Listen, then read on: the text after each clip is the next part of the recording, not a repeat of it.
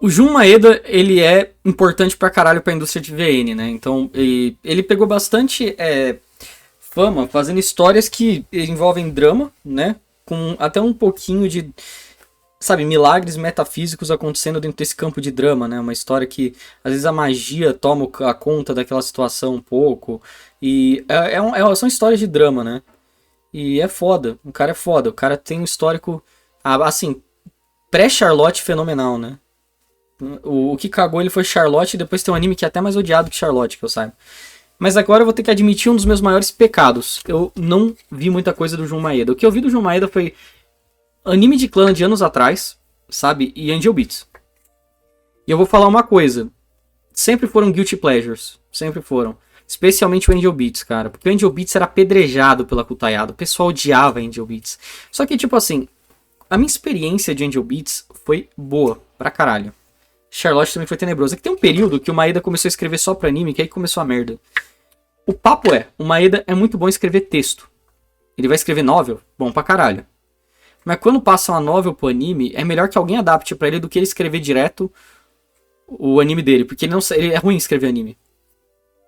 Kami-sama Ninatari, é esse aí que o pessoal odeia. Se o Otaku tá pedregando, então é bom. O Jun Maeda, ele recebe um hate que é muito maior do que ele merece pro cara que tem o legado que ele tem. Essa que é a verdade. O cara, ele revolucionou o nicho das visual novels. Você vai ver o Ryukishi, cita, não, aqui é uma das minhas empresas favoritas que me inspirou a começar a Higurashi. Você vai ver todo mundo, todos os caras foda do nicho, fala, o Jun Maeda é um cara foda. Aqui era foda, o ápice daqui e ali, só maravilha, só jogo maravilhoso, tudo clássico. E mesmo o Clannad, quando virou anime, clássico, o Angel Beats já é da decadência do Jun Maeda um pouco, tanto que ele nunca acabou a visual novel, ele começou a visual novel e nunca acabou, né, esse que é o papo. Mas o anime, que foi a experiência que eu tive, eu acho ele um anime interessante, cara. Eu sempre gostei desde aquela época. Ele tem suas reflexões legais. E não é um negócio vazio também, que o pessoal antigamente falava que era os bagulhos do Jun Maeda é só pra gente chorar. E eu vou falar, quando você é adolescente e você é Ed, você vê uma menina de olhão gigante, talvez essa seja a primeira impressão que você tem por um preconceito estético.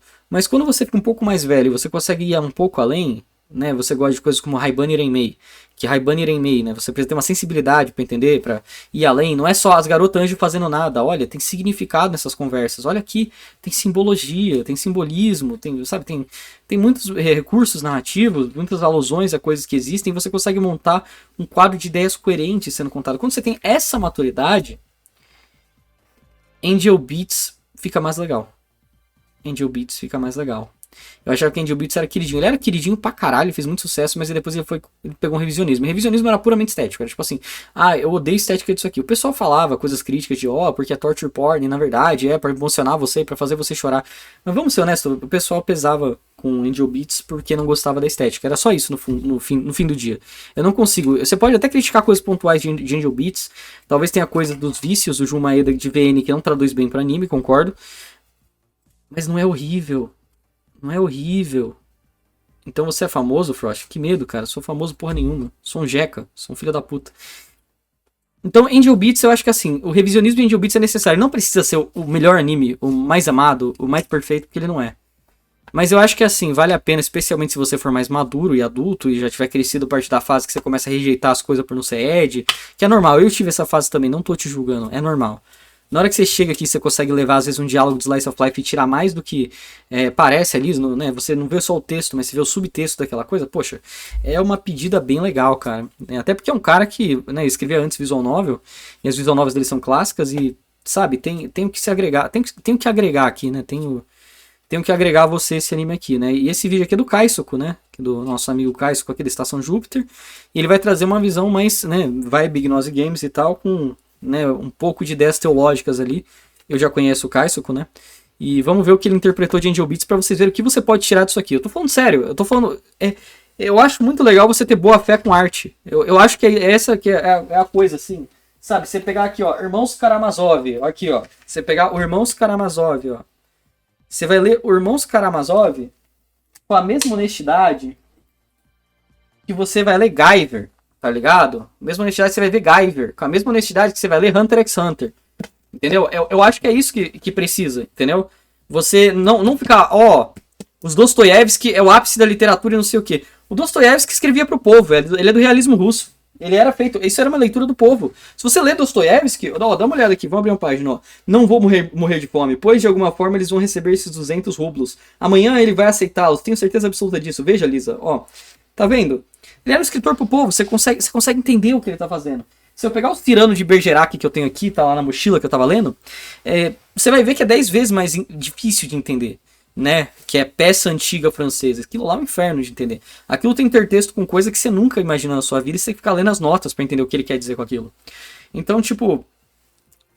Onde eu tô tentando chegar com isso? Eu tô tentando chegar que a honestidade com arte é uma habilidade maravilhosa e eu acho que é foda. Esse hate Angel Beats existe? Existiu por bastante tempo. Pra mim só ficou pra trás de popularidade. Não, o pessoal odiava, o pessoal criticava. Entendeu? Mas se a povão é ruim, dizem os otaku. Então, não tem isso. Os Dostoiévski era meio povão pra época dele, sabe? Ele era mirado no povo. Claro que ele é um cara profundo, então ele vai ter sucesso com todo mundo, né? Ele é um cara interessante, puto escritor. Mas a meta não era essa. E é engraçado isso. Quem me contou foi um amigo meu que é obsessivo pelo Dostoiévski. Ele que me pegou assim e falou assim, ó, lê mais Dostoiévski, que eu só li Crime e Castigo. Eu falei, pô, não, lê Irmãos Karamazov e lê Memórias do Subsolo, que também tá aqui, Memórias do Subsolo. Tá ali lá no fundo, eu não vou pegar. Então, Dostoiévski, como qualquer autor que publicava em folhetim, era pro povão. Sim, o Dostoiévski era fudido do core, ele era do povão. Então por isso que você fica, a cultura pop, a alta cultura de hoje em dia muitas vezes já foi cultura pop, né? Tem coisa que nem é tão alta, vai, Lovecraft, mas tem um certo renome, assim, se fala Lovecraft ou Lovecraft é difícil de ler, porque é mesmo, né? É complicada a linguagem dele, mas Lovecraft era um autor de sci-fi que era visto como coisa baixa, né? Era um autor de coisas que sci-fi era mal visto, sci-fi era visto como livros não sérios, né? Como tipo revista em quadrinho, assim, pra época, sabe? Era o mesmo estigma da revista em quadrinho, sabe? E é foda. É foda, sinistro. Bom, vamos dar play. Angel Beats se passa em um cenário bastante singular. Isto é uma espécie de purgatório que as almas de Deus... Virginia será cult em 2077. Só em cima do meu cadáver que aquilo vai virar cult. Essas pessoas que morreram vão para cumprir suas vocações que elas não conseguiram realizar em vida. Tal fato é bastante significativo para a temática que o anime quer abordar: a morte, as memórias e como lidar com essa expectativa de passar dessa para melhor. Percebe-se que o ambiente que os personagens estão envoltos não é à toa, pois ele reflete os estados anímicos, ou para os não iniciados. Peço desculpa pelo áudio. Cara, tá dando pra ouvir bem, a narração tá boa. Eu só vou dar um feedbackzinho. O que você vai fazer? Você vai gravar, ó, vai começar a sua sessão de gravação. Você grava 10 segundos, quieto, só quieto. Grava assim. Aí depois você começa a gravar e falar. Aí quando acabar, você vai pegar o remoção de ruído. Tem qualquer editor. O Audacity tem... Qual que é o nome do outro? Da Adobe, Audition. Audition tem... você vai pegar e você vai usar a ferramenta de remoção de ruído. Aí o que você vai acontecer? Ele vai pedir uma referência do que é o ruído na cena. Você vai lá, você vai pegar aqueles 10 segundos quietos que você pegou. Você vai falar, esse é o modelo de ruído. Funciona mais ou menos assim. Você aponta onde está o ruído. Aí ele vai entender que aquilo é ruído, aí você seleciona todo o negócio que você gravou e você pede para remover. Aí ele vai usar a sua base de 10 segundos quieto para descobrir o que é o ruído daquela cena e vai remover 100%. É uma ferramenta muito útil. Eu usava isso quando tinha microfone ruim no começo do canal. Não no começo imediato, porque eu nem sabia, mas depois eu tinha microfone ruim e gravava e já dava para competir com a galera, tá ligado? É um bom toque para quem tá começando aí. Reduz o ruído do seu vídeo. Eu também reduzo até com um microfone bom. Os estados psicológicos no qual eles se encontram.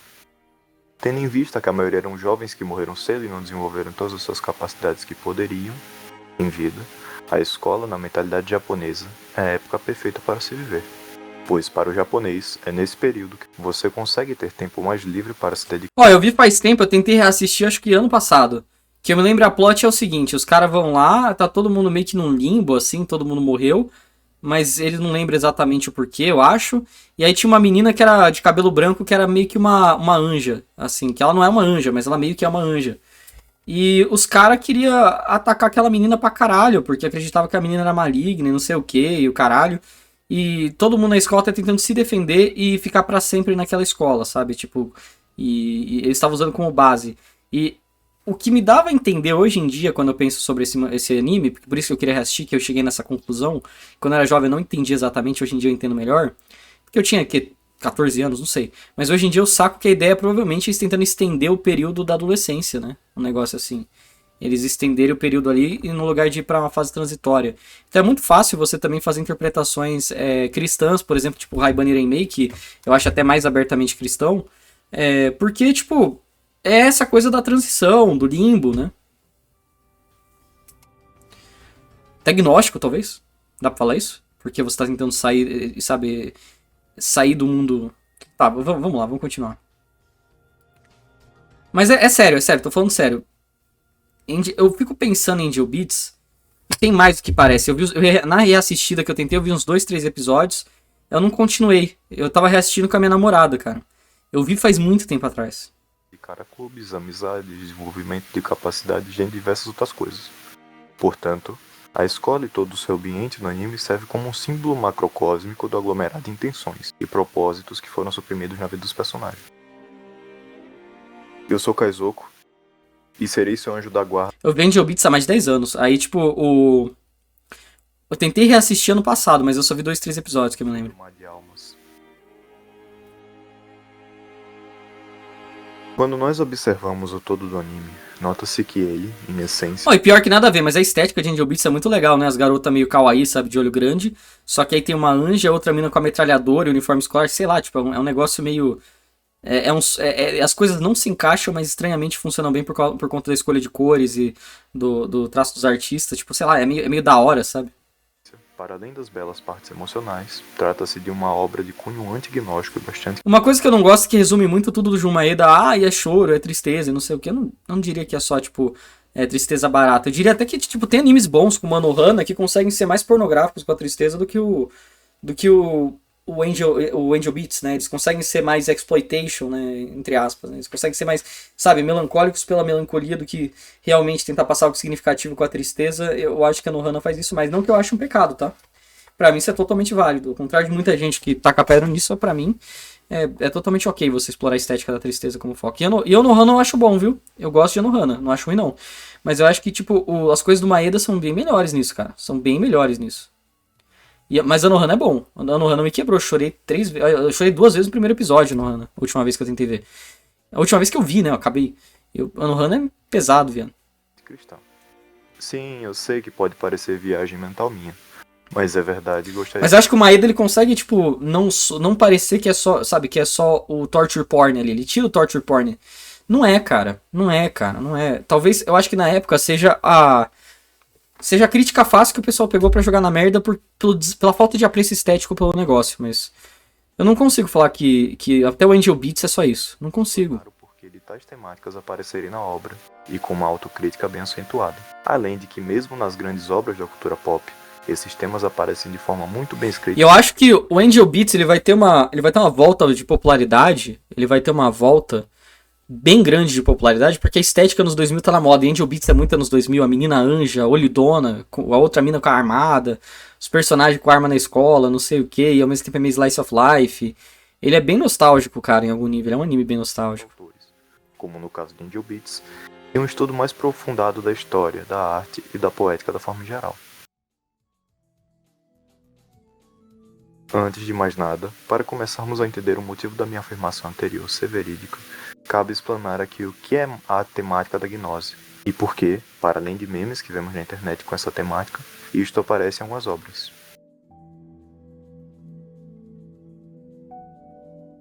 Em linhas gerais, a gnose se trata de um... É que assim, eu vou até explicar uma coisa que eu acho importante falar, não sobre a gnose exatamente, mas sobre a percepção das pessoas sobre o que é gnose. Muitas vezes, quando é dito gnose dentro do contexto da bolha Psy-Cat-Non, por exemplo, é um contexto um pouco mais poético, que exige que você tenha um pouco mais de percepção para sacar o que eles querem dizer. Porque a gnose, né, é um processo de você ver o mundo material como ruim, basicamente, né, o mundo material é o problema, e que para você obter, né, para sair desse ciclo ruim, desse mundo ruim, você tem que obter alguma espécie de iluminação, um conhecimento secreto, um conhecimento divino, para conseguir sair, e que o Deus que governa esse mundo material é um falso Deus, né, o Demiurgo. Só que no sentido amplo, você pode falar que Black Souls 2 tem elementos de gnosticismo, porque teoricamente você tá. No final alguns finais do jogo incluem, né, matar, entre aspas, o demiurgo daquele jogo. E você tá preso no mundo falho, né? E você tá tentando sair daquele mundo falho, né? Até o próprio Black Souls 1 também tem um pouco disso, né? a ideia da gnose, né? O Shin Megami Tensei Nocturne lá, que você vai aprofundando no inferno, né, na mala, e você vai recebendo conhecimento sobre o mundo, sobre o universo, sobre como ele funciona, e esse conhecimento te alinha aos demônios, porque você acaba ficando cada vez mais próximo dos demônios quanto mais você conhece. Porque você tá abandonando a humanidade, você tá abandonando o plano material e você tá... Entendeu? A gnose tá ali. Em obter conhecimento, para escapar da lógica daquele mundo. Esse conhecimento vai deixar você transcender esse mundo. Então, o Nocturne, ele é uma viagem gnóstica, né? Basicamente, né? Uma iniciação gnóstica, onde você vai derrotando vários chefes, assim, dispersos, né? Que vão, quanto mais você mata esses chefes extra, que são difíceis pra burro, você vai pegando insight, conhecimento sobre a verdade daquele mundo, e quanto mais você faz isso, mais próximo de sair, né, desse mundo falso criado por um deus tirânico que tem, que eles interpretam Deus como algo tirânico. Que na verdade não tem nada a ver com Deus, né, do cristianismo, né? É uma interpretação quase que demiúrgica dele, né? Apesar de ser ainda condizente. Que tem o Demiurgo também, Shin Megami Tensei, que é outro bicho. Eu acho Angel Beats ainda mais provável de virar o novo Lane, porque é relativamente recente e o Zoomer tende a ter preconceito com anime velho, às vezes a estética nos 2000 tá ficando... Então, acho que a estética nos 2000 tá ficando cool. Agora um negócio como Angel Beats vira foto de perfil de girl, sabe? Então acho uma boa. Ó, muita gente pega meus reacts dos vídeos do Seacat não e fala, pô, eu não entendi nada, meu. Eu vou falar um negócio, ó. Leia além do que foi dito. Pense nos sentidos que uma palavra pode ter dentro daquele contexto, sabe? Primeiro, só pesquisa o que é gnosticismo. E segundo, pense na expressão de modo mais abstrato, sabe? Que muitas vezes é uma alusão simbólica ao gnosticismo, sabe? Entendeu? É mais ou menos isso. Não significa que nem... Tipo assim, sendo bem honesto, se você não sacar isso, não significa que você não entendeu o jogo. Mas é uma interpretação, cara. É uma interpretação tirada de simbologia. É interessante. Em linhas gerais, a gnose se trata de um sistema de pensamento no qual se crê que o mundo manifestado, material, no qual você habita, é essencialmente mal e uma ilusão criada por um deus mau que o aprisionou e tirou você da realidade espiritual, sendo a única maneira de se libertar por meio de algum conhecimento secreto que vai lhe proporcionar uma iluminação para você e transcender o mundo material. Tal mentalidade, como bem observa Santo Irineu de León na sua obra Há Diversos Hereses, tem diferentes manifestações na forma como essa queda espiritual para o plano material ocorreu. Mas ele ressalta que a essência do pensamento se mantém a mesma. Como forma de sintetizar melhor esse pensamento gnóstico, vou trazer algumas concepções. Sabe por que gnosticismo é bucha? Porque o gnosticismo acredita que o mundo material é falho e fracassado, uma cópia falha, não sei o que. Aí você olha o seguinte, ó. Você olha aqui, ó. Olha isso aqui. Se a internet ajudar, né? Olha isso aqui. Olha isso aqui. Olha isso aqui. Isso aqui é natural, ó. Quer dizer, tem casas aqui. Mas, ó. Olha essa formação, cara. Tô falando sério, não vou fazer nem argumento teológico nem nada. Olha isso aqui. Olha isso aqui. Tá vendo isso aqui? Ó. Na sua opinião, esse mundo parece maligno? Tipo, pra você isso aqui é... Ó. O mundo material é maligno? Ela é bad? Não. É lindo, mas a natureza desse local é predatória. É predatória. Sim. Mas a natureza, ela tem o seu próprio ecossistema e ele se regula sozinho na sua perfeição. Muito de um animal vai acabar com todo o sistema. Então é tudo controlado. Sabe? Pisa ali na floresta e o urso te destroça. Sim. Porque a natureza é perfeita. A natureza ela vai controlar populações ali para deixar todo mundo conseguir viver em paz no coletivo. As espécies vão morrendo, evoluindo e se adaptando.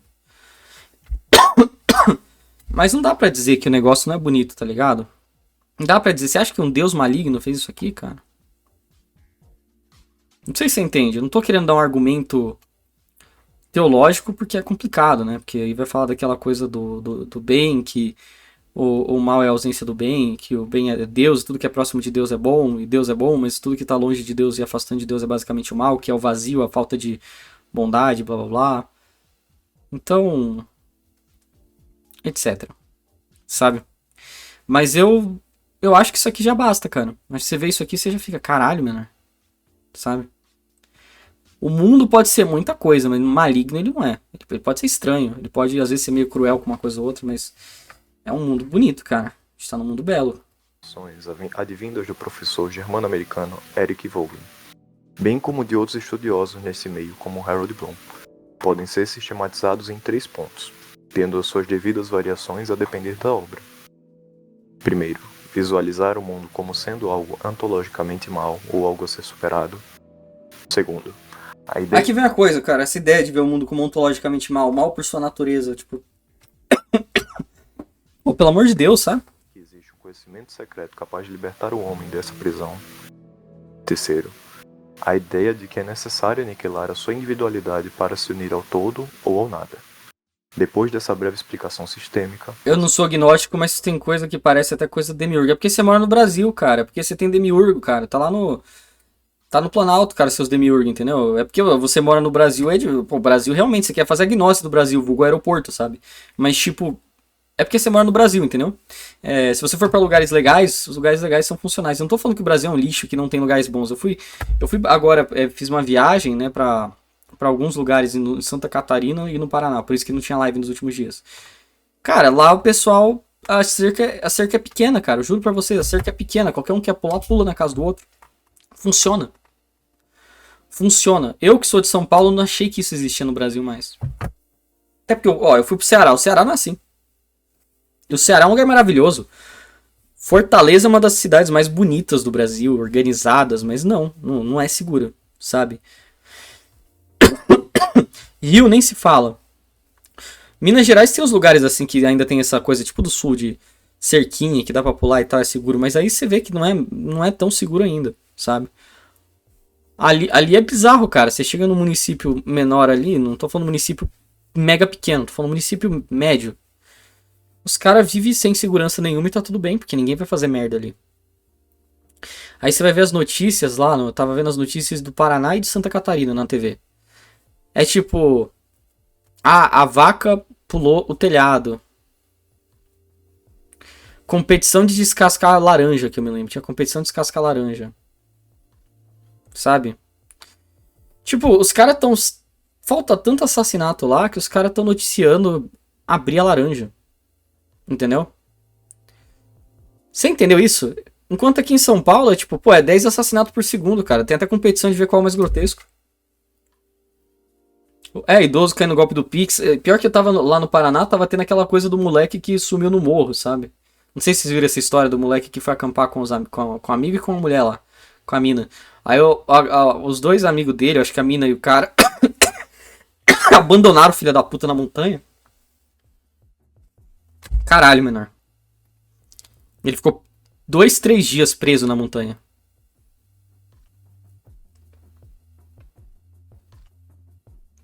Meu problema com gnose, parece tem pegar um tema universal e dar de uma forma mais complexa pra fingir que tu é fidalgo, sendo que daria pra explicar de uma forma mais simples. Ao menos assim que eu vejo. Cara, eu vou falar uma coisa. Eu entendo críticas em relação por exemplo, sei lá, a alguns canais da bolha do Cicat não, por não ser muito didático pra pessoa que não tem um conhecimento prévio. Concordo, cara. Mas esse vídeo aqui tem. Esse vídeo aqui tá explicando até o que é gnose, sabe? Tipo, que geralmente, se fosse um vídeo do Gnose Games, dependendo do humor deles, eles não iam explicar não, cara. Tá bem didático. Eu entendi como funciona o esquema da gnose. Mas como isso se reflete no anime? Tem até humor. E como ele critica essa posição? Hein? Isso é o que logo depois dessa introdução tentarei explicar. Com efeito, E eu também acho observamos certas nuances de que o Gnose Games em especial anda bem didático nos últimos conteúdos deles, viu? Eu entendo que no começo para alguns podia ser difícil, mas eles só melhoram em relação a isso. Percebemos que os elementos 1 e 2 da gnose estão presentes, não necessariamente na estrutura do mundo purgatorial que eles estão vivendo, visto que ele é sempre representado como bom mais pra frente na obra, mas sim na mentalidade dos personagens, em como eles se reconhecem e se portam inicialmente diante daquela realidade. Quando o protagonista, Otonashi, chega naquele mundo após sua morte, ele logo se depara com uma garota de aparência amiga e angelical, chamada Kanabe. Esse anime é bem Haibane Renmei, né? Haibane Renmei também é basicamente sobre pessoas que morreram, que estão no espaço transitório num limbo, tentando, né, indo pra um lado de, tipo, saindo desse limbo, né? E um grupo de estudantes que está tentando confrontar a Kanade, a qual eles a chamam de anjo, ponto importante para ser discutido depois, com armas físicas visando não ser apagados daquela realidade, e se revoltar contra ela. Logo após esse confronto inicial, Otonashi é levado junto com esse grupo para seu QG, onde a sua líder, Yuripe, explica a situação que eles estão enfrentando e a sua percepção de solucionar todo esse problema para não sumir da realidade. Começaram a explicar as suas percepções da realidade na qual eles estavam vivendo, Yuripe fala que todos ali estão presos numa espécie de Haibane Renmei ou Angel Beats bom? Angel Beats ou Angel Beats bom, cara? e que eles deveriam fazer Haibane Renmei ou Haibane Renmei bom? Os dois têm semelhanças básicas, né? Tipo, algumas semelhanças temáticas, mas o jeito que é feito é bem diferente, cara. E eu acho a estilística de Angel Beats muito legal, essa coisa bem anos 2000, né? Muito legal. para não seguir o fluxo das atividades Eu escolares, gosto dos dois, acho os dois legal. de modo com que som daquela realidade deixem de existir. Em outras palavras, participar das atividades escolares, sejam clubes, esportes e outras coisas, de forma com que aquilo o deixe realizado nas suas vocações, é algo que não deve ser observado, a não ser que isso contribua com o avanço dos planos de derrotar a Anjo e entender a realidade daquele mundo. Avançando mais na explicação, a líder do grupo afirma que naquele mundo existem duas classes de pessoas. Primeiro, os NPCs que são como homens sem consciência e simplesmente seguem o fluxo das questões escolares de forma a assumirem. Não existe uma VN?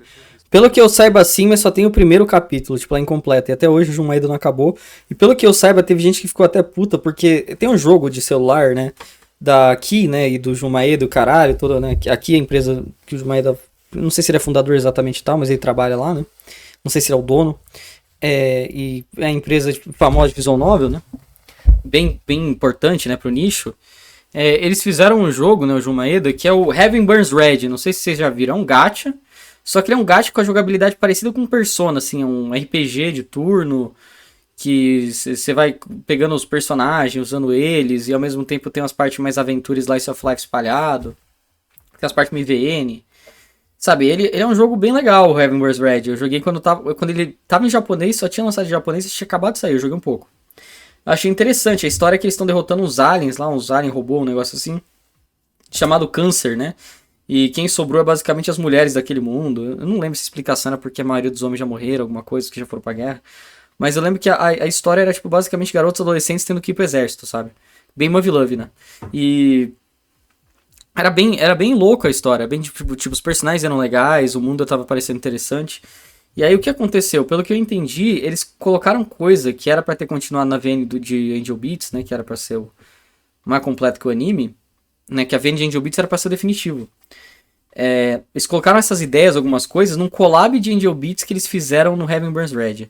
Aí nego ficou puto, porque a VN de Angel Beats até hoje só saiu o capítulo 1 faz anos. É tipo o Ciconia, sabe, do Ryukishi, que tá preso no capítulo 1.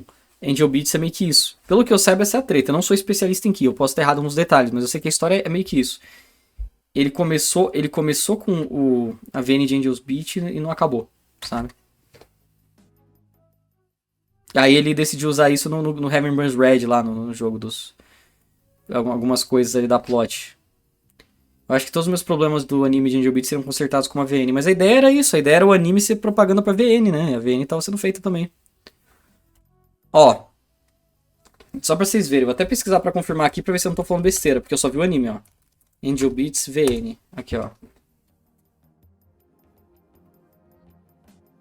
Aqui, ó, tem o First Beat, que é o primeiro. Que é a primeira parte, que ele efetivamente acabou. Espertas, que são um grupo de pessoas que ainda não estão conscientes da sua própria condição e que não resolveram seguir esse fluxo, de modo a perpetrar a sua existência naquele mundo e descobrir os segredos que o fundamentam. Tendo isso em mente, nota-se já algumas características sim bastante gnósticas na percepção dos personagens principais, de como aquele mundo funciona e de como eles devem resolver suas questões. É foda, Jumaeda não é um cara que eu conheço densamente, apesar de ter algum contato com as coisas dele, mas eu respeito pra caralho pelo que ele fez pré-Charlotte, assim. Puta, o cara realmente é foda, ele influenciou tudo que eu gosto. Uma hora tem que dar chance pra ele, não adianta. Posteriormente, na obra diretamente, assim, Lake Lanad, tá ligado? Essa questão dos NPCs como sendo seres sem consciência que estão afadados a perecer, ecoando a divisão de pessoas que é feita de certos ramos da tradição gnóstica, Até o final, não... Eu já tentei Leclanad antes, eu já tentei. Eu tenho até na Steam, tá ligado? Também tem a versão da Steam. Eu nunca consegui passar do começo, cara. E não é porque era ruim, era porque, sei lá, tava com outra coisa na cabeça, parava. Eu tenho que voltar em Leclanad. Existem 3 classes de pessoas: hílicos, psíquicos e pneumáticos. Os hílicos são aqueles seres humanos presos no mundo material e alienados pelo Deus maligno que criou o mundo, e que não têm chance de salvação, visto que toda sua existência se trata de uma ilusão, e não é real.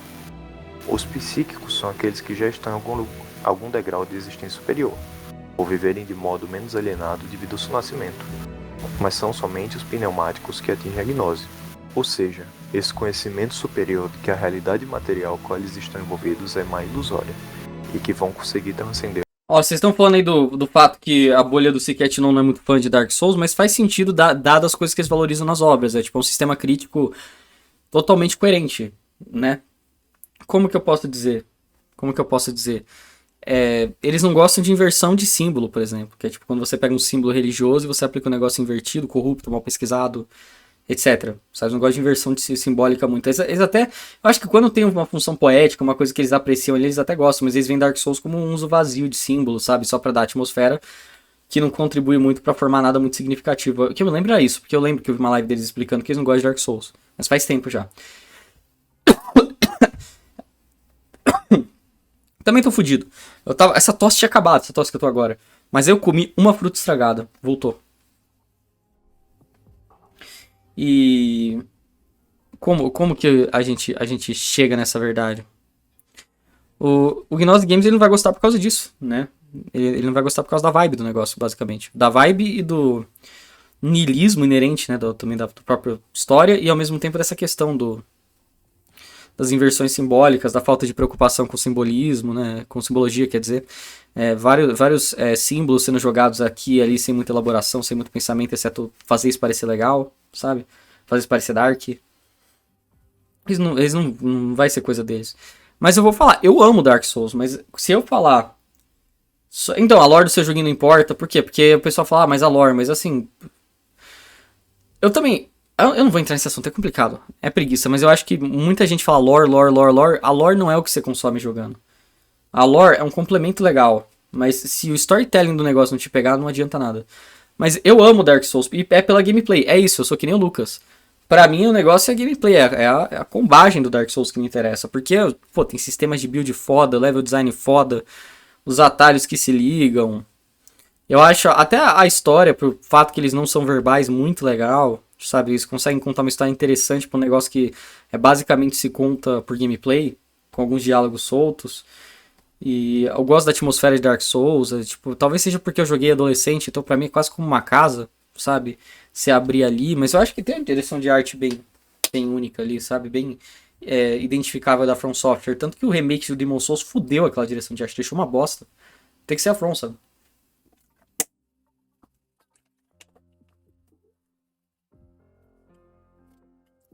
Pessoalmente, eu acho a lore Dark Souls muito mid, mas eu curto e a gameplay, apesar de Dark Souls 1, pós-Anorlondo ser... Tá, então, vou falar uma coisa, o pessoal chora muito porque Dark Souls 1 pós-Anorlondo é chato. Mas eu vou te falar. Papo reto, direto. O jogo é tão curto depois de Anorlondo que não importa. Perdão, é isso que eu penso. Porque assim, você vai descer no lugar das caveiras ali, se você já não desceu antes. Aí você já tá no bagulho do Nito, aí você mata o Nito. Aí tu vai pra Crystal... Provavelmente você já tem acesso a Crystal Cave, que eu me lembro. Desce Crystal Cave lá, vai pro lugar a Dukes Archive e já derrota o Sif. Lost Izalith. Mata o Centipede Demon ali, vai passando, chega no pior chefe do mundo. Fechou. Aí é Gwyn, pô. E o Gwyn é uma luta pique. Então, tipo assim, e eu vou falar uma coisa, Dukes Archives não me incomoda muito. Pra mim, o que é ruim ali é só, exclusivamente, Lost Izalith. Lost Izalith é um lixo. Mas agora, se você pegar... Qual que é o nome? Ah, tem os Four Kings também, né? Lembrei agora. Os Four Kings eu acho tranquilo. A dungeon dele eu acho legal, até um dos fantasminha. Tá. Four Kings eu acho legal. O Nito, a dungeon, eu sei que o pessoal odeia por causa do escuro. Eu acho uma gimmick legal. Nunca tive nada contra a gimmick do escuro das caveiras lá do Nito. Eu acho que a melhor dungeon desse final do jogo é essa. New Londo eu acho interessante também. Aí sobra duas, Duke's Archive, que eu também não acho ofensivo, e aí eu noto que meu problema com Dark Souls 1 em level design é exclusivamente Lost Izalith. E o Centipede Demon é uma bosta, e o outro chefe lá, o Chaos lá é uma merda, esqueci o nome, Battle of Chaos. Battle of Chaos não é nem tão ruim assim, é um lixo, cara. Com todo respeito, você tem que morrer 3 vezes pra luta ficar minimamente justa de primeira, ou você sabe exatamente onde vai quebrar as coisas, você tem que decorar. Onde vai quebrar o chão.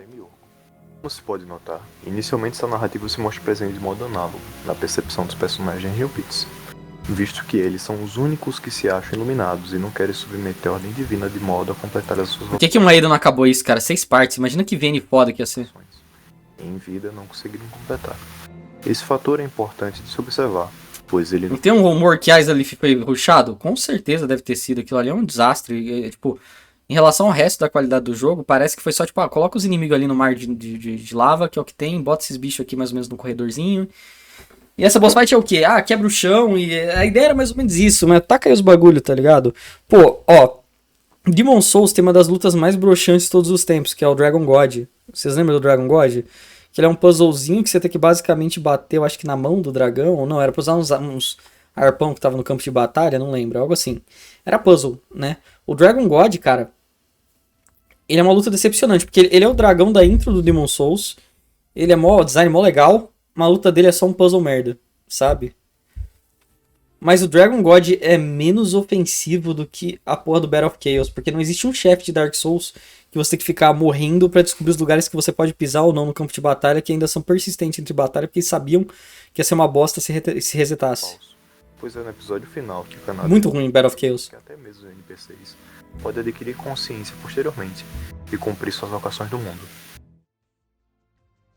E ressaltar também, antes de passar para o próximo ponto, que além desse fator gnóstico... Todo chefe da From tem que ter todo jogo da From tem que ter um chefe gimmick. Mas tinha que ser bem o Dragon God, o chefe mais bonito do jogo.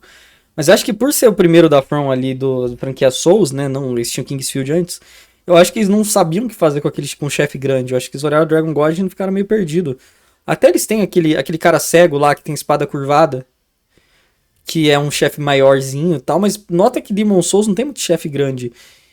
Pelo menos ele tem o melhor chefe gimmick da franquia, que é o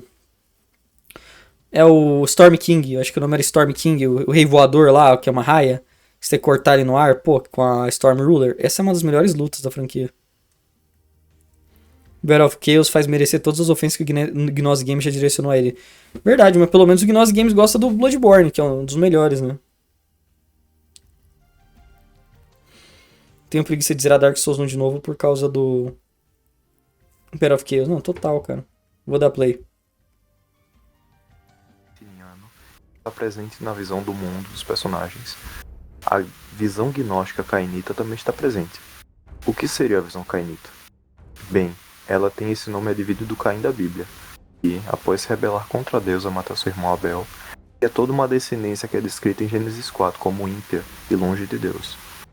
O que se percebe nessa descrição do texto sagrado é que toda a descendência de Caim são de homens, que desenvolvem a técnica, ou seja, as artes humanas dos mais diversos tipos, desde a pecuária, metalurgia, instrumentos musicais, entre os demais coisas que foram feitas longe da presença de Deus. Com isso, o texto bíblico não quer dizer que a técnica e a tecnologia de forma geral são ruins, ou que a gnose está presente no texto bíblico, mas sim que a noção de que você pode superar a divindade ou os limites da sua natureza e do mundo material pela técnica foi uma noção gnóstica que muitas heresias dissidentes da fé cristã tiveram como forma de se libertar do mundo material. Dentro do anime, essa visão pode ser notada pelo fato de que os personagens, para tentar derrotar Kanade, símbolo da providência divina, utilizam-se de armas que são produzidas numa guilda subterrânea, que extraem os metais, símbolo de Tubal-Caim, que na Bíblia é um dos descendentes de Caim que descobriu a metalurgia e como utilizar o cobre e o ferro. Tal fato demonstra muitas vezes a tentativa dos personagens de superar sua condição e natureza por meio da técnica, onde a tentativa de matar Kanade é essa tentativa gnóstica de querer superar e eliminar o divino pela técnica. Tendo explanado toda essa questão do pensamento gnóstico que os personagens possuem, como então a obra consegue criticar? Pode pá, por isso que tem a fixação por armas no negócio. Não parei pra pensar, mas realmente é isso, né? Porque tem um twist nessa menina que faz sentido depois. Aí o uso da arma é justamente isso. Aí eles tentam afastar aquele inevitável, né? E o divino, o transcendental, né? De alcançar eles a partir da técnica, né? Da arma. A forma de pensamento dos Loucura. personagens Faz sentido. conseguem superá-lo. E isso é o que veremos em mais detalhes nesses próximos tópicos. Na medida em que o anime avança, percebemos que o Tonashi começa a sentir empatia por Kanade, principalmente após o evento de fraudar a Vinod e as respostas nas provas.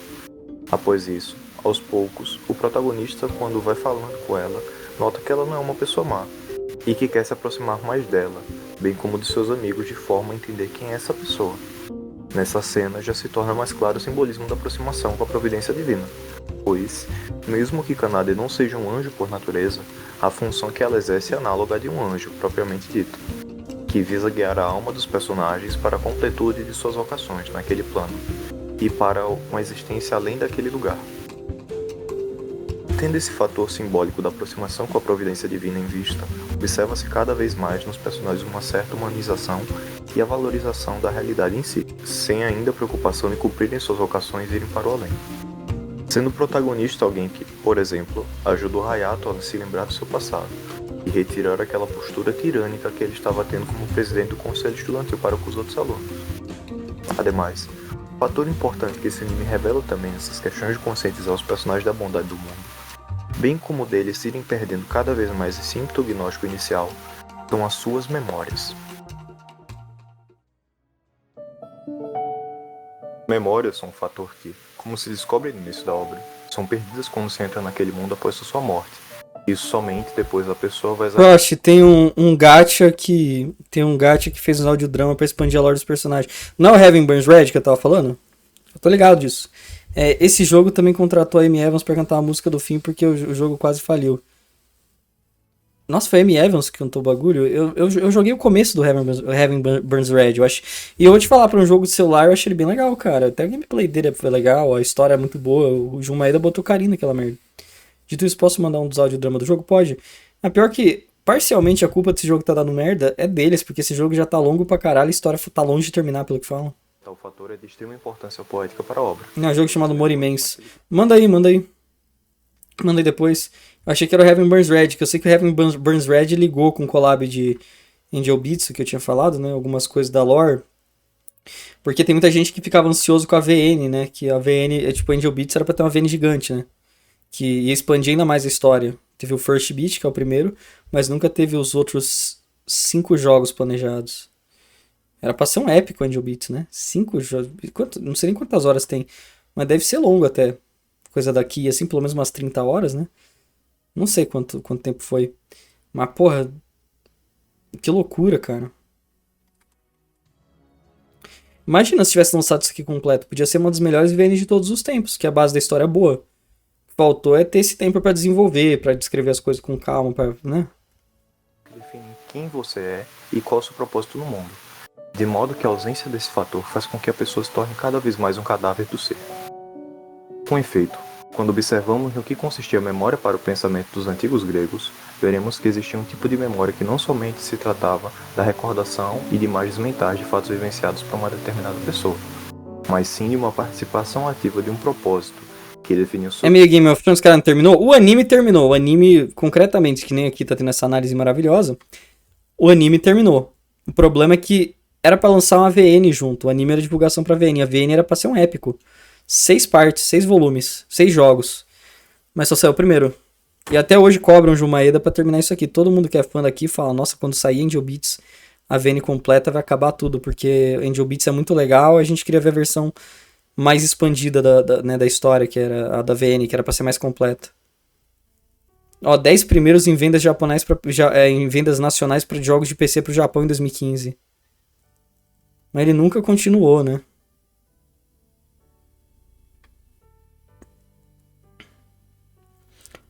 Ó, ele não apenas complementa, mas usa os personagens e cenários para produzir uma história totalmente nova. O tema da família já presente no anime é expandido no jogo para cada um dos personagens. Nossa, era pra ser muito legal isso aqui. Puta que pariu. O nome em grego era anamnese. A anamnese se tratava de um processo no qual a pessoa se recordava do que tinha vivenciado. E, geralmente, no contexto filosófico platônico, se estava ligado ao mundo das ideias, da qual a alma voltava em certos sistemas hindus e budistas. Eu entendo o cinéfilo chato do revisionismo, que quer ver filme merda e falar que o filme é maravilhoso lá. Madame T, o caralho, porque eu tô nessa fase com anime um pouco. Tipo, eu tô pegando animes que muita da galera cult fala mal, tipo Angel Beats, com vontade de ver de novo pra ver se era bom. Angel Beats eu lembro que era realmente legal até quando eu vi, cara. Então, tipo assim, e essa análise tá provando que realmente um pouco a mais, sabe? Dá pra você pensar um pouco a mais do que os caras pensavam na época, na hora que falava que era torture porn barato, menina zoe grande, né? Essas críticas meio rasas. Como que eu posso falar? O Sword Art Online é um que eu queria fazer isso. E eu não acho que Sword Art Online deve ser maravilhoso, porque Sword Art Online eu lembro, tipo, de modo meio objetivo, coisas muito concretas do anime que eu acho ruim. Acho decisões narrativas bem ruins. Mas apesar disso, eu ainda quero dar uma chance, porque eu acho que dá pra tirar um pouco mais, sabe? Dá pra ir um pouco além. Porque o Sword Art Online, mesmo ele tendo tudo que tem de cagada, o conceito dele é bem legal, cara. Não adianta você falar. Sabe? Ainda tem arcos que são muito legais aqui e ali espalhados, sabe? Não tem o que falar. É uma das obras japonesas mais influentes dos últimos 20 anos. Então, mesmo que tenha seus problemas narrativos básicos, ele ainda tem certo mérito. Era a recordação das vidas passadas, de forma a participar daquilo e tornar presente o que havia se tornado uma história. Não se compara com o revisionismo otaku. Porque o revisionismo otaku, por exemplo, o revisionismo que eu tô tentando promover de Haibane Renmei. Eu tenho esse revisionismo que eu tento promover. Que Haibane Renmei era conhecido como anime de Slice of Life. E já tem gente, né? O próprio... qual que é o nome? Cavaleiro Canhoto tá fazendo vídeos legais, tal. Fez um vídeo legal sobre o anime. O papo é que Haibane Renmei era simplesmente um Slice of Life sem significado e chato. Só que com a arte do cara da Len era bonito, mas não é um anime foda-se. Mano, pra você tirar aquilo daquele anime, você tem que ser muito burro, cara. Com todo respeito, sabe? É um anime que tem muita coisa pra se tirar e discutir. Eu tô falando sério, aquele anime, o Haibane Renmei, é riquíssimo, cara. Riquíssimo, cara. Tem um final de episódio no Haibane Renmei que eles basicamente pegam trechos bíblicos, assim. E eles não têm a Bíblia completa, tá faltando. Tem coisas do Gênesis que eles encontram que tá apagado, tá ligado? Viram os meus favoritos? Sim, eu vi o bagulho e gostei, cara. Só que assim, eu não via na época porque eu achava que não tinha nada. Também falava, não, o pessoal disse que não tem nada. Tentei ver, eu acho que uma vez, assim, mas falei, foda-se. Os primeiros episódios são mais Slice of Life mesmo, mas eu não conseguia ver além. Não conseguia ver além. Eu era tonto, pô. O que eu gostava do cara era além, sabe? Que é bom pra caralho também, mas... O Haibane Renmei, por exemplo, que eu acho que é um revisionismo que vale a pena. É um revisionismo que existe porque o otaku da época de 2000 pra 2010 era um baita do imbecil, entendeu? Era um baita do imbecil. Ele era um cara idiota. O otaku dos anos 2010 era um idiota. Ele pode até ter feito coisas legais, tipo popularizado o seinen, sabe? Pra ser honesto, eu achei o começo de Haibane chato que dropei. Cara, mas é lento o começo. Vai lendo, vai vendo o bagulho. Você vai entender o que eu quero dizer quando você acabar. Sério, falava mal Haibane? Falavam que Haibane não valia a pena. Era isso. Falavam que, tipo assim, não é horrível, mas é só eles fazendo Slice of Life de anjinho e foda-se. E o bagulho é tipo um negócio lindo, poético, assim, absurdo. Especialmente na reta final. Nossa, que negócio pesado, cara. O final de Haibane é pesadíssimo, muito legal. O pessoal acho que dropava no começo, esperando que fosse Len, e não era Len. A Haibane Renmei, que é outras regras, né? E... eu acho que o revisionismo otaku vem do fato que o otaku passado era burro, entendeu?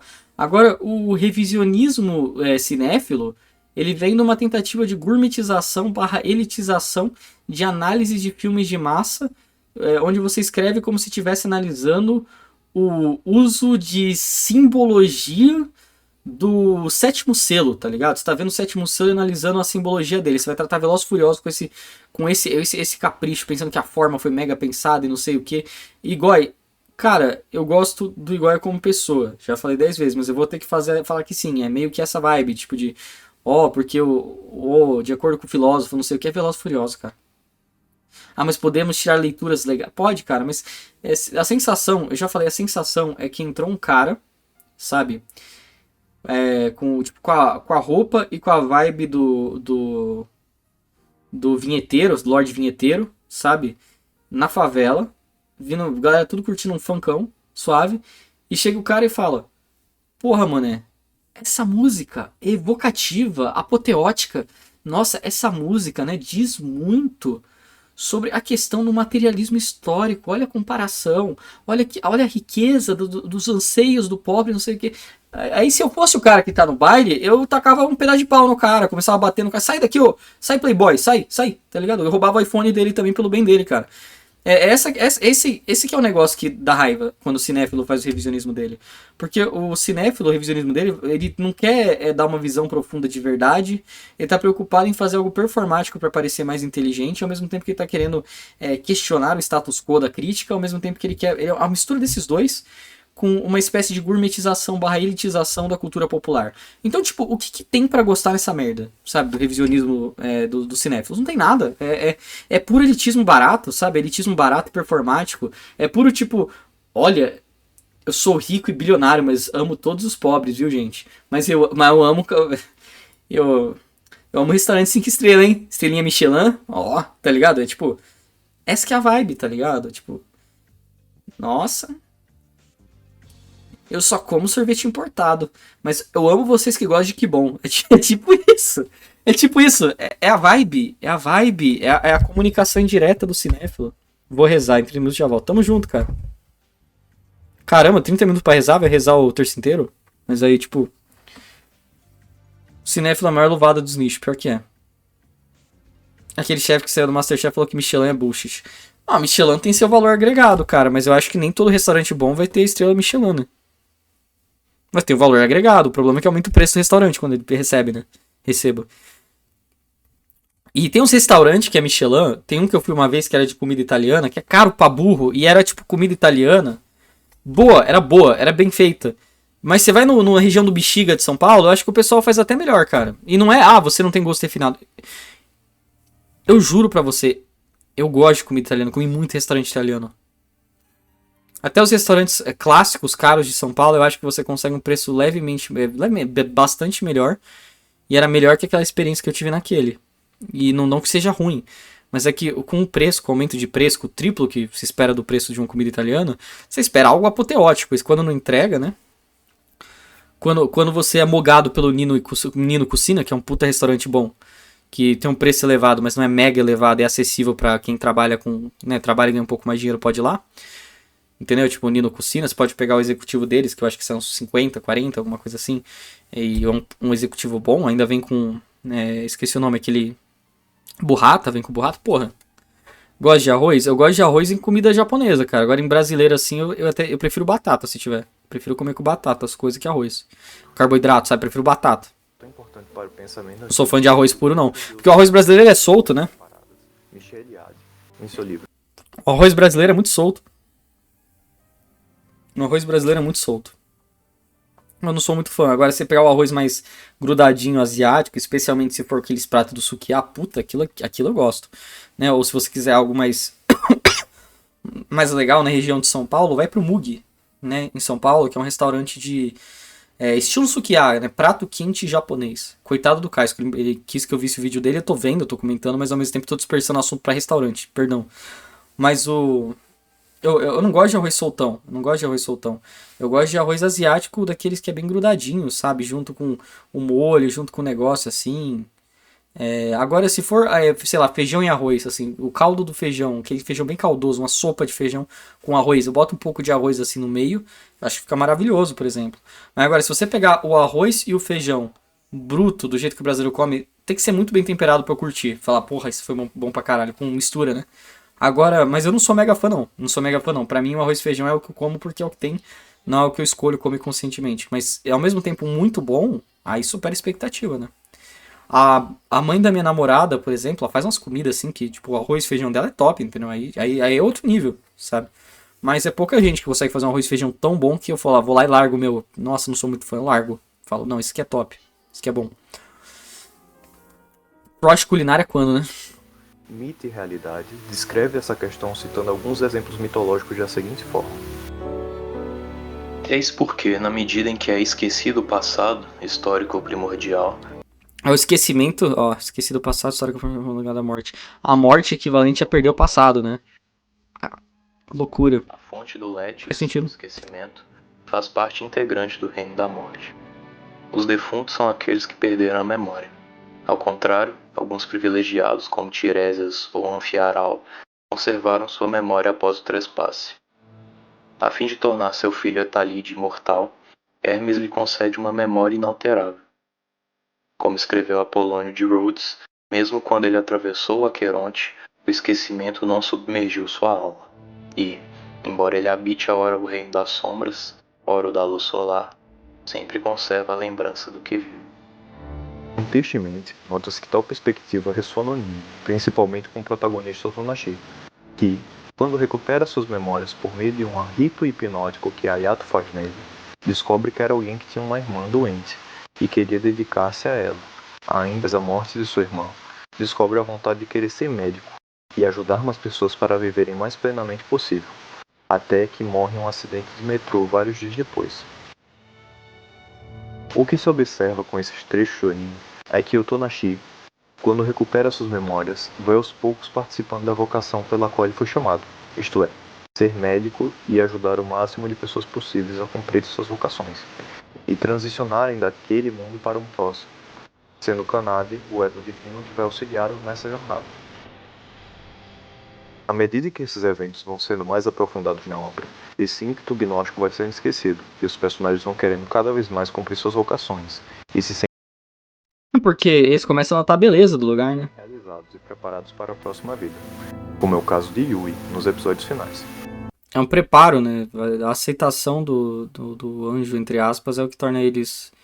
É o que faz eles conseguir melhorar na vida, né? Sendo o Tonashi aquele personagem principal Conseguir a melhora, que a, realizar isso, de certo modo, a porém, sair daquele limbo, que essa de verdade. De conscientização modo, e participação da sua natureza de modo mais simbólico, no lugar do modo concreto que eles queriam sair. esteja ocorrendo com vários personagens, eles estejam vez após vez vendo a bondade da A realidade. direção na arte é linda. Como que tacaram hate nisso? É porque essa direção de arte era vista como anime padrão na época. E nem pra época era padrão. Você entende que, tipo, isso não é padrão. Isso aqui é inspirado naquelas artes daqui, que é muito específica a vibe, apesar de ser garotas de anime. Ah, só que o pessoal era gay, tirava de padrão. E não era padrão, não tinha nada de padrão. É o art style específico das obras daqui, né? Adaptado adaptado pra anime. E revolta contra a ordem sagrada. Isso ainda não é o suficiente para resolver o problema, pois, na reta final do anime, seres sombrios e de aparência trevosa aparecem nos NPCs, e começam a consumir a consciência das pessoas e personagens que estão ali. Esse papo aqui da sombra é absolutamente sansárico, sabe? Do apego ao apego impedindo as pessoas de conseguir evoluir. Sansara pura. Vocês vão ver. O que seria isso? Por qual motivo isso acontece? Que a sombra, que eu me lembre, a implícita que é uns negócios de apego, que eu me lembre. Diz o significado poético do que aquilo representa, mas, implicitamente, podemos deduzir conclusões do porquê isso estaria ocorrendo. Como reiterado anteriormente, ainda que esse nível de conscientização seja maior nos personagens do anime, o apego àquela realidade, principalmente por causa de Yuripe, a quantidade de tempo que eles estão ali, bem como a demora e um certo receio que alguns ali têm em cumprirem suas vocações, provocam o aparecimento daqueles seres das trevas. O que seria simbolicamente aqueles seres, e o que estariam representando? Vamos olhar para a heráldica, o estudo dos brasões e símbolos visuais do que estes representam, e para o estudo simbólico dos planetas, da cosmologia antiga, bem como para a mitologia greco-romana, vamos perceber alguns paralelos interessantes, que darão um norte hermenêutico para entendermos o que está acontecendo. Na heráldica, por exemplo, o planeta Saturno tem as representações simbólicas da cor preta, Sable, no original, e Saturno na mitologia romana, Cronos, na grega, representa o tempo e o encerramento das possibilidades da vida que poderiam vir a se manifestar, prendendo as pessoas em um ciclo de onde não podem escapar.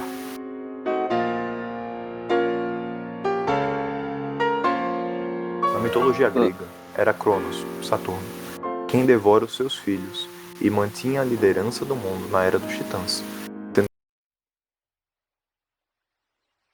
Eu mutei, perdão. Quando eu era criança e aprendi mitologia grega, eu devia ser um baita do idiota, que eu nunca associei a noção de que o Cronos, já que ele é o tempo, né? Obviamente, ele devorar os filhos era quase como uma representação da mortalidade, né? Do tempo chegando e destruindo tudo. Então, quando Zeus derrota o Cronos, ele alcançando a imortalidade, ele derrotando e se colocando acima do tempo. Eu só notei agora, que é aí que explica os deuses, porque eles conseguiram derrotar o tempo. Eles são imortais, eles são perenes. Só agora eu notei, porque quando eu era criança aprendi isso, eu nunca parei pra pensar nisso. Caralho. Relacionado com o tempo por causa Rico o negócio, né? de devorar tudo que viu pelo caminho, e encerrando ali as possibilidades.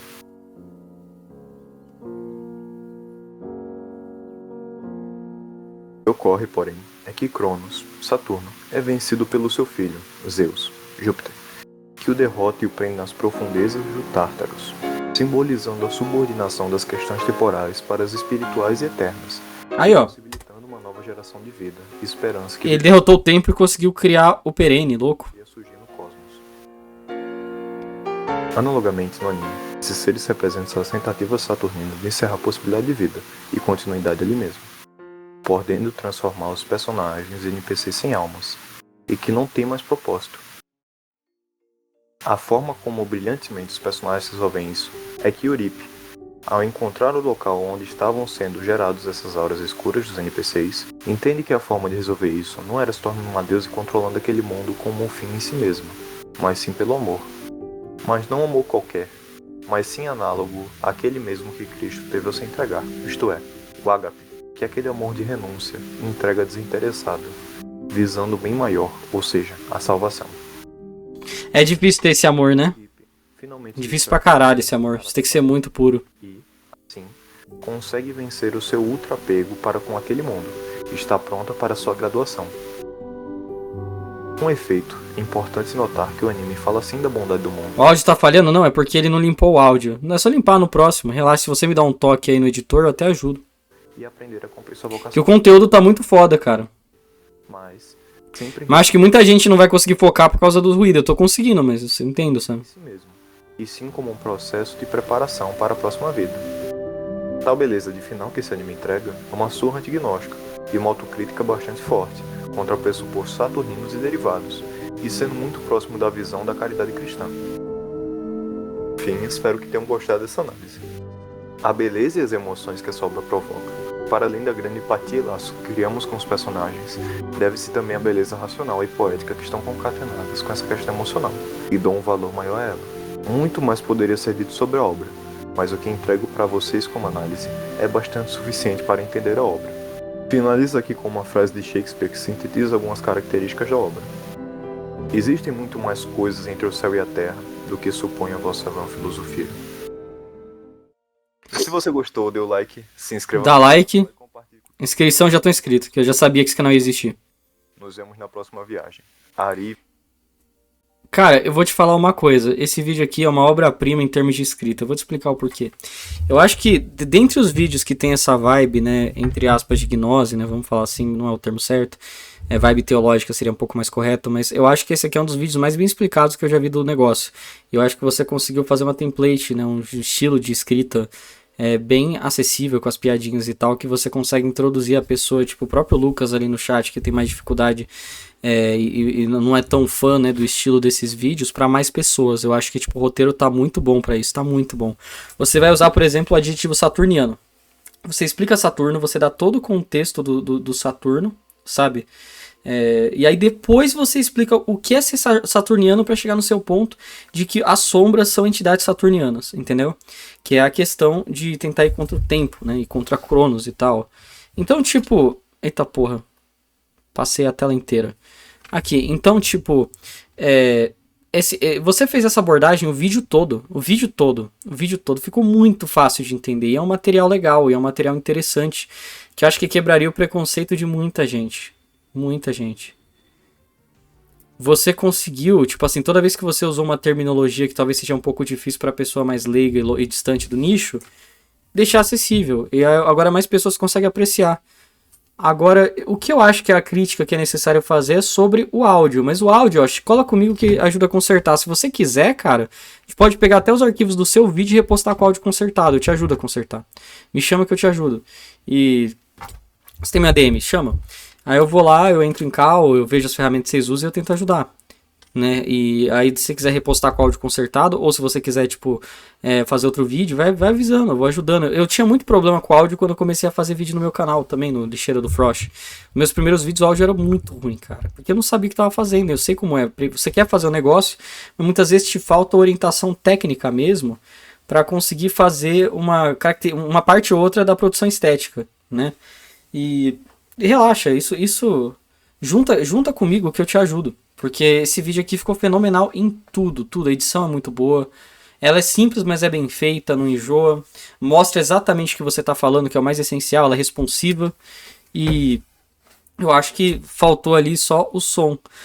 O som dá uma melhorada, mas eu acho que só de você ter conseguido tornar essa bolha, né, que é muito complexa de explicar essa questão aí, né, das questões que a bolha Secret não aborda para pessoa que não tem nenhum tipo de conhecimento, tipo, dos tópicos, você já fez muita coisa. É muito difícil você dar acesso às pessoas para isso. Se você conseguiu explicar muito bem.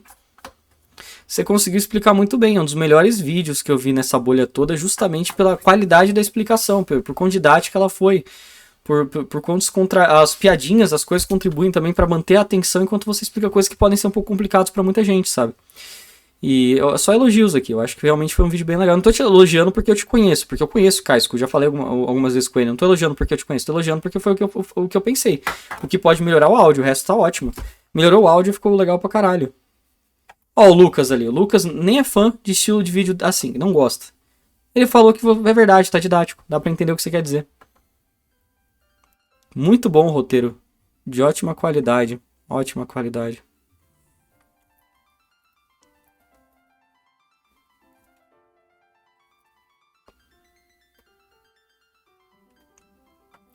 Enfim, talvez seja o último vídeo da noite, viu que tá próximo da meia-noite. Eu deixei esse por último porque esse é tenebroso. Chegou a hora.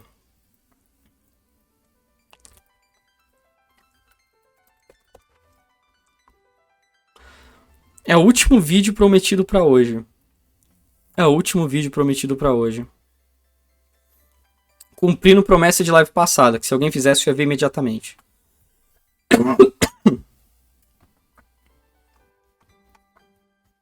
Cumprindo promessa. Não, tamo junto, Vegaduc, tamo junto. Continua fazendo isso.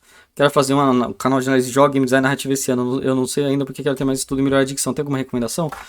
Sempre leia The Art of Game Design. É o melhor livro para game design. É o melhor. Até hoje, eu acho. Todo mundo vai recomendar. Eu vi o Narras recomendando esse livro. Eu sempre recomendo A Book of Lenses, né? Um livro de lentes. É o melhor livro de iniciação de game design possível. Fácil de ler, tranquilo. Se você quiser falar, eu sou inteligentinho, pega Homo Ludens. Mas Homo Ludens é conceitual. Homo Ludens é sobre a tendência do humano de play, em inglês, né? De brincar, de fazer jogos, de atuar, de tocar música, né? Por que o humano cria atividades materialmente inúteis com regras fechadas para performar e ser melhor, né? E como que isso diferencia o humano do animal, por exemplo, porque apesar do animal até brincar com uma coisa ou outra, o humano ele tem uma uma diferença muito grande no jeito que ele interage com as brincadeiras,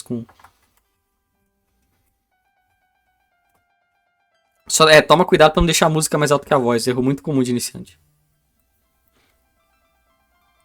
Nessa aqui você não fez isso, eu acho, mas tipo, quando você for ajustar e reduzir o ruído, você tem que prestar atenção nisso também. Caramba, o pessoal comentando no meu react de Getter. Getter é legal pra caramba, né, cara? O ano é 2005. Vamos pro Carlinhos? Vamos aqui, ó. Homo Ludens. Homo Ludens. Esse é o livro hiperintelectual. Esse é o... Como que eu posso falar? O livro hiperintelectual de game design. Tipo assim, eu quero ser o igual do game design. Aí você lê esse aí, porque esse aí é bom pra fazer LARP. Mas ele é um livro que ele é muito amplo, né? Ele é sobre o evento, sobre o fenômeno sociológico do jogo. Livro antigaço, antes de jogo eletrônico existir. Ele fala desde jogos analógicos, de brincadeiras, de atuação e tudo. Mas é a base é o livro mais básico, primordial do game design. Eu não recomendo você ler não, porque para você que quer fazer jogos não tem muita utilidade, para você que mas agora para você que quer escrever texto, talvez seja útil. Inclusive o Ludens do Death Stranding lá, qual que é o nome? O ícone lá, o boneco lá do Kojima Productions, né, da Kojima Productions, o Ludens é inspirado nesse livro, é o Homo Ludens, que é o homem que joga. Porque a ideia é que o que torna o homem é o fato que ele joga, é o fato que ele brinca, é o fato que ele consegue criar regras falsas, sabe? Para criar um ambiente simulado, sabe? E ele gosta de entrar nessas fantasias, né?